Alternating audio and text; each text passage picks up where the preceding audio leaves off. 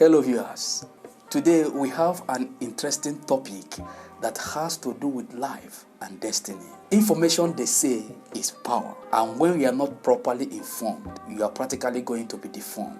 So today in the studio, we have a very special and important guest who is going to be sharing with us his experience in the journey and also what prompted him coming abroad. Sir, please introduce yourself. Hello viewers, welcome to the program.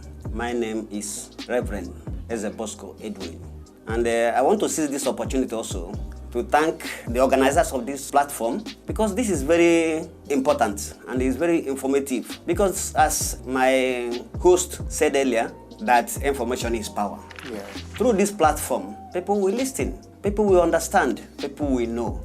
Okay, sir. Before they start making a journey. Thank you, sir. Now, I'm going to start with a very important question first. What prompted you coming abroad, sir?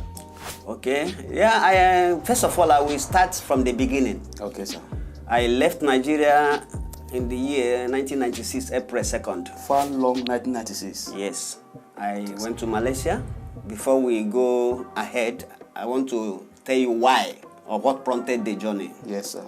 Okay, the journey, just like every other young man. Okay, sir. Whenever we hear about traveling, I was doing my business down there in Africa. Somebody just brought that idea to me. Oh, you are doing this, why not travel outside? Without even knowing what I'm going to do there, I just conclude, it sounds good. I'm going to travel outside. Just like that. Not that somebody prophesied to me. Okay, there was no prophecy. No, there was no dream. There was no revelation. No. This was practically an advice. Yes. From someone that came back from abroad. No. He was in Nigeria. No, but he has somebody abroad. Okay. He was in Nigeria, but he has somebody abroad. Okay. So then it was after the concession of the idea that I now went to see the man of God. So it wasn't that a man of God prophesied to me to travel outside.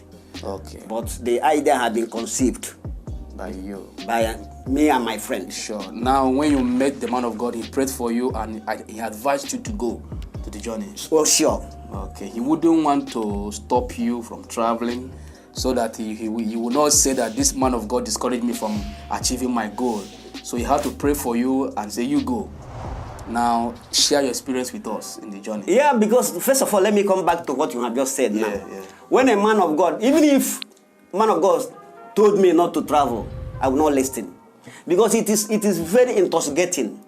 As soon as you conceive it in your heart that you want to travel, obviously nothing stops you. Yeah. Anybody will tell you. Even when they have given you all the money in the world to establish in Africa. In Africa, you will say no. Because you have seen the privilege. Okay, those that came back from abroad, whenever they come back, it will be a different scenario. It will be a different level. Those that made it. Yeah, those that made it. You wouldn't want to take recognition of those that did not make it. Exactly. When maybe 10 people traveled, maybe 2 made it. Your focus will be only on that 2 that made it. You wouldn't want to know the plight of those 8. Exactly. You wouldn't want to know whether they were alive or they're dead. No, you don't care to know. Okay. So you always come to yourself, you are going to be as lucky as the 2. Tell us the whole story. Okay, then as I said before, April 2nd, okay, sir, I left. First of all, I was intending to travel to Europe. Okay. Before I got disappointed. You understand me? Then the agent decided for me to travel to Malaysia. Okay. I have not heard much about Malaysia. Wait, sir. When he advised you to travel to Malaysia, did they have someone who was going to welcome you to Malaysia, or he was just telling you to travel blindly? Thank you very much for this question, because it's very, very. I want to, say more about this. Okay. Because agent will always tell you one thing or the other. I always advise people that when you hear from agent, also try to hear from another source. He said yes, he has somebody that will welcome me, but at the end of the day, he has nobody. This is very rampant among these agents. They will always paint this journey so easy and so beautiful. Where they have not been to, they will tell you how easy and how good the place is, and they will create invisible human beings there that were going to welcome you and take good care of you. But when they have collected their money and they are sustained in giving you your papers, off they go. Because he told me that getting to Malaysia, there is plenty job in Malaysia. That I should be very choosy, so that I will not be duped. So that if people will be lining up at the airport with placard saying, "Oh, we are paying like this, we are paying like that." Then I said, "Oh, what? I am only looking for money. I'm not looking for Europe." Then I have to go to Malaysia. But on getting to Malaysia, from the airport, Nigeria airport, the disappointment started. When I got to the airport, I asked him, "Where is the person that is taking me to Malaysia?" He said, "I had nobody. But if I had told your brother that nobody is taking you, your brother wouldn't have allowed you to travel. Are you not man enough to go on your own?" Just imagine. Me that has not traveled even within some areas, states by flight, then have to travel on my own. But as God will have it, I was able to get to Malaysia. Okay. When I got to Malaysia, climbing the hotel, but he was kind enough to give me an address. On getting to that place, somebody was just asking me, "Where are you coming from?" We were two boys. "Where are you coming from?" We said, "We are coming from Africa." He said, "Oh, what are you coming here to do? Nothing is happening here." Imagine. You met the opposite of what the agent was telling you. I was freezed. I was so downcasted that I could not even climb the staircase anymore. I said, "But this is number 10 Jalanepo." He said, "Yes." That was your first shock. The first shock. Even that shock took me 2-3 days. I couldn't eat. After investing as much money on that journey, I pick up from where I left before. Somebody advised me, "Well, you have come, you cannot go back empty-handed. Okay. So you have to do what we are doing." I said, "What are you doing here?" After 2 days, that's what I'm telling you now. Okay. So the guy said, "Oh, we are selling, and we are calling it Sampa." Okay. Over there, they call it Sampa. Okay. And when you say Sampa, it means selling watches, belts, cap, going from shop to shop, office to office. Sorry, sir, let me cut you there. Okay. This sampa is petty trading. Yeah, and hawking. This is a kind of business you wouldn't want to do in Africa. Hawking. If you say petty trading, it might sound you are glorifying it. Okay, personally, in Africa, I wouldn't have done. In Africa, we see the Northerners doing it. We always have sympathy and compassion for them. Now you condescended so low to the extent of hawking in the streets. In the streets to survive. Wristwatches and this belts, all these less quality goods. Belts, cap, wristwatches, to start with, mind you don't hear the language, and no percentage of people can speak English. Because Malaysia is made of Malay, Indian Malay, and Chinese Malay. But the official language is Malay. Okay, so now you are new. You don't know how to speak the language. But you have to go for it to survive.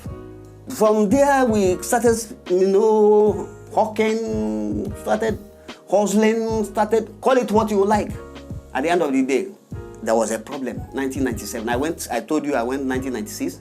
1997, something happened there, which I don't want to go into detail. Okay. So something happened there. It became problematic to all Africans there. So we started, running helter-skelter. Yes, running around, trying to escape, Some people decided to go back. Some people decided to go elsewhere.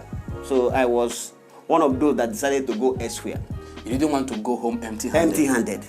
To face shame and humiliation. And the worst part of it is that the money that I made, it was very lucrative.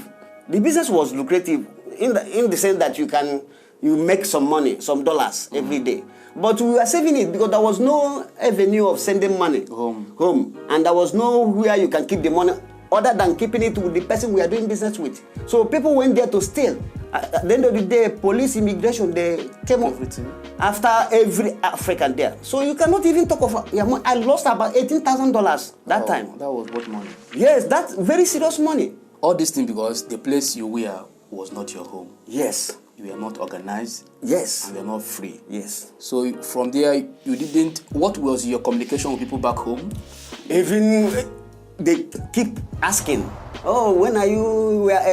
Expectation. When are you sending money home? When are you sending money? But the problem that time is that there is no possibility of sending money unless somebody maybe those traders from Lagos, you know, when you see a trusted one. Even at the point, I gave somebody $200 to give to my mom. He ate it. He never went to deliver the money.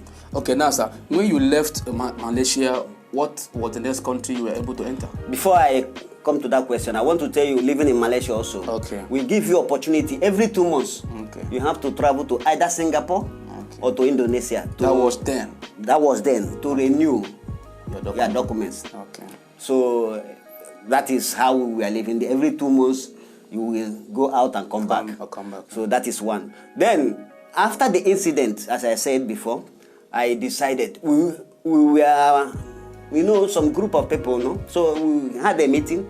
So we decided to travel. Everybody is saying, I want to go to the social place, I want to go to social place. Okay. I decided to travel to Japan. Okay. Okay? I was among those that decided to travel to Japan. Then... And it was easy going to Japan? It was easy. Okay. That time. Okay. Okay. So I went because we travel with different ways, okay, which I will not mention here. Okay, yeah, I understand. So I traveled to prepare myself. Okay. To Thailand. I traveled to Thailand to prepare when I came back, the road has blocked. Traveling to Japan. Okay. It's not easy anymore. Okay. So then I was left with very small choice. Then somebody who I have a friend I had in Thailand told me to come back to Thailand. I went back to Thailand. So when I met him, I asked him, now that road is no more possible. Yeah. Then he said, hey, you can go to Canada. But the problem is that because of what happened in Malaysia, every airline, every airport, being a black person, you are not safe. So what I am suggesting to you, he was telling me, you go back to Africa, to Johannesburg. I will route you to Johannesburg to Sao Paulo, Brazil. Sao Paulo, Brazil to Mexico. Mexico now go to Canada. That's the only option. It's either you have the money or you don't have the money. So I started, you know, praying and looking for money. So I was able to raise, because my ticket was $4,661. So I bought the ticket anyhow. Okay. So I bought the ticket. Then he routed me like that. So we were two guys. Went back to Thailand. No, came back to Malaysia. Okay. To revive however we are going to do. Okay. And we now return back to Thailand. We left, as he said. Getting to Mexico, that was a problem. At the end of the day, we were taken back to London. I did not intend traveling to London in the first place. I was going to Canada. But because the road was not, successful, okay, so I have to divert my journey to London. That is how I went to London. Okay, now, coming to London now, you didn't plan it? Yes. So were you stranded when you arrived in London? So as soon as you land at the airport, you have to tell the story that this is what happened. Okay, you are coming here. You understand me? Okay. Then you'll be taken care of. Okay, sure, I understand. Now, were you given a job in London? No, it's not. Yeah, I worked all this in London. About 5 years I spent there. But I want to start, because if you say giving a job, it sounds very easy. Okay. Okay. So first of all, you have to qualify to be given a job. In London, there's what we call work permit and national insurance, NI. You must acquire them before you start working, and it takes an average of 6 months. But within that 6 months, you will never starve, because they are going to give you what we call income support. Okay. They are going to support you financially. I was getting like every week £45, and they will take care of your rent, and they will take care of your all your bills anyway, including your medical or whatever.